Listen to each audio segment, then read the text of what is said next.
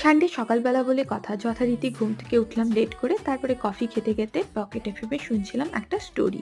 এরপরে গেলাম ব্রেকফাস্ট করতে আর মা আজকে বানিয়েছে আলুর চপ। সানডে হলেই আমাদের বাড়িতে আলুর চপ বানানো হয়। আলুর চপ মুড়ি দিয়ে ব্রেকফাস্ট করে ১ম এ এখানে হেয়ারে একটু সিরাম এপ্লাই করছিলাম। কারণ আজকে হেয়ার ওয়াশ করব। তাই জন্য হচ্ছে প্রায় ২ থেকে ২.৫ ঘন্টা আগে আমি একটু সিরাম এপ্লাই করে রেখে দিই। আর এই সিরাম এপ্লাই করে গেছিলাম বাজারে। আর বাজার থেকে কি এনেছি দেখো। এনেছি কাঁচা ছোলা।